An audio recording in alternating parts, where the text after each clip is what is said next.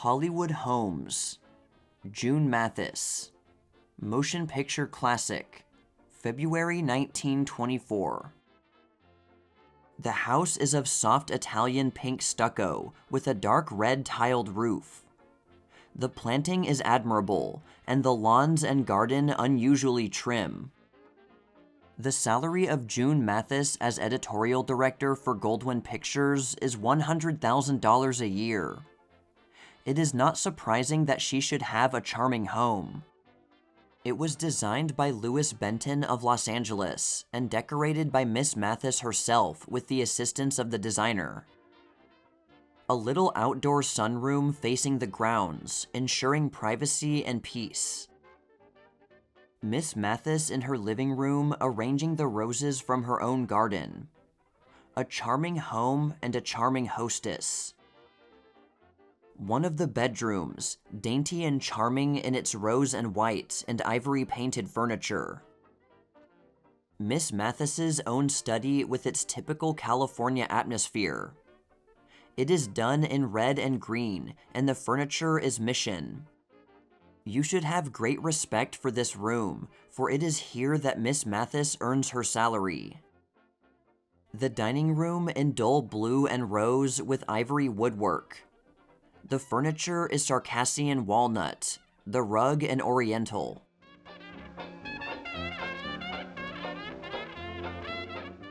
Hollywood Homes, Harold Lloyd, Motion Picture Classic, October 1923. These are the first pictures to be taken of the beautiful Italian villa that Harold Lloyd has built at an approximate cost of $200,000. The home is located in the most exclusive section of Los Angeles, the Wilshire District. A corner of the reception hall with its two fine old chairs, its grandfather clock, and its many spindled railing. The woodwork is oak. One of the guest rooms which is done in orchid and a delicate green. The rugs are soft gray velour. A room of comfort, convenience, and charm. Here is the lucky Mr. Lloyd and the fortunate little Miss Davis on their own front lawn. The Lloyd romance seems to us a particularly happy one. They certainly seem satisfied. The breakfast room in coolest green and ivory. It looks out on a little covered portico that faces the tennis court. On the tiled floor of the portico is a famous urn, one of the rare pieces of Capodimonte in this country. It has been in the Lloyd family since the 16th century. The south side of the reception hall, with a priceless old hand-wrought chest and The Storm by Cologne, a German artist. One end of the large and luxurious living room. Its color scheme is rose and gray and Alice blue. Here, the Lloyds have collected many art treasures.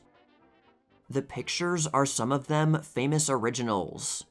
The desk is a beautiful piece, hand-carved. The table an antique, and so on. Here, too, they are at home to their friends. It had to be a big room to hold them all.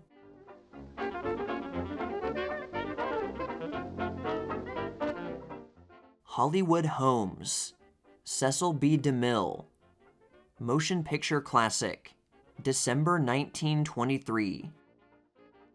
The left wing entrance from the driveway. This is perhaps the stateliest and most beautiful home in Hollywood.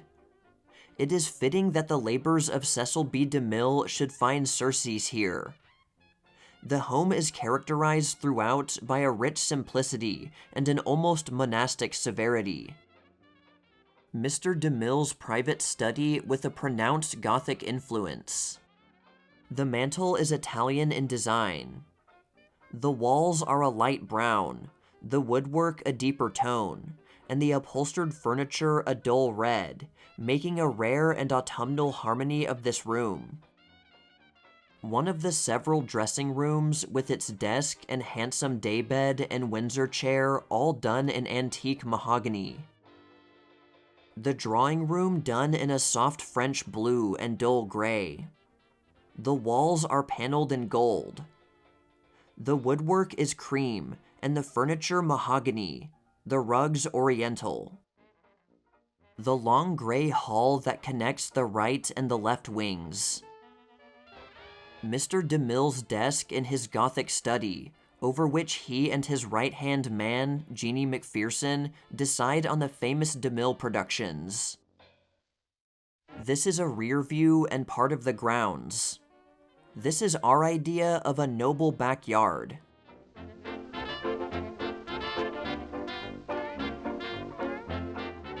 Hollywood Homes, Victor Schzinger. Motion Picture Classic, December 1922. The reception hall done with chaste simplicity. The furnishings are all antiques. This picturesque and livable home was designed by Styles Oliver Clement of the Frank Moline Company and decorated by Sivertson of Los Angeles. It represents a felicitous blending of styles and talents. Here is the dining room, with its long French windows letting in floods of the WK California sunshine. The chandelier is of hand-wrought iron. The lower stair hall with its decorative black and white tile floor and the beautiful wrought iron railing. Note the harmonious candelabrum on the landing. In the niches above the stairs stand quaint little carved figures. Another view of the reception hall with its rough plastered walls. Note the curious and interesting treatment of the arch and the inviting visits through it. Here is the living room, which succeeds in being luxurious and comfortable at the same time. The paneled and painted ceilings reflect the soft, subdued colors of walls and rugs. Many priceless antiques are here also. Gracious and charming things that Mr. Schzinger has picked up on his numerous trips abroad.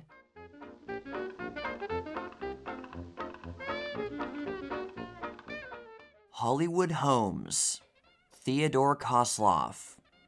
Motion Picture Classic, January 1924. The house, which is of warm brown stucco with a red-tiled roof, is surrounded by palms and vines. It was built by Louis Benton of Los Angeles and furnished by Barker Brothers. The dining room is a symphony in brown, black, gray, and gold. The woodwork is ivory. The living room, one end of which is pictured here, is done in blue, ivory, and brown with oak woodwork. The pictures which adorn the walls are mainly by Kosloff himself, who is an artist with his hands as well as his feet, not to mention his brains. A corner of his private study where he paints and draws and studies his roles and improvises new dance steps. One of the bedrooms in delicate pink and blue with black walnut furniture. Kosloff himself before a fine old chest which adorns his living room.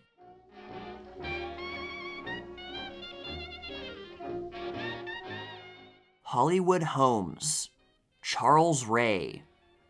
Motion Picture Classic, June 1923. The front elevation, charming in its dignity and simplicity. A bit of the rest porch in the rear, overlooking the bathing pool, the charming little tea house, and the gardens. The floor is of smooth glazed tiling.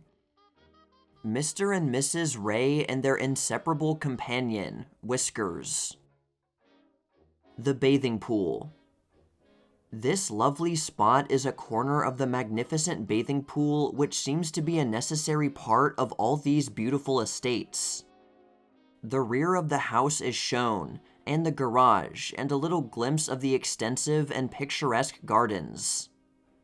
An air of well-bred contentment broods over this picture.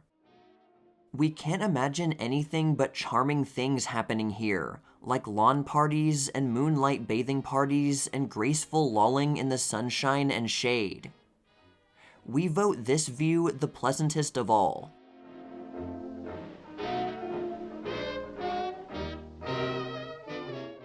Hollywood Homes, The Late Wallace Reid, Motion Picture Classic, September 1923. The exterior of Wallace Reid's home. The architect was Frank Moline. It was decorated by Gomes and Glendale of California. Here it was that Wally played the genial host to his so many friends. Open house for all good fellows. Mrs. Wallace Reid with her son and the little girl she adopted just before her husband died. Here, too, she carries on with a brave heart and fine courage, a gallant crusader against the evil thing that cost Wallace Reid his life. A corner of the lawn with its familiar swimming pool. The music room with its mute testimony to a former gaiety. The extremely interesting stairway with its classic severity and charming plastered walls. The dining room in smooth brown oak and tinted walls. Note the graceful lighting.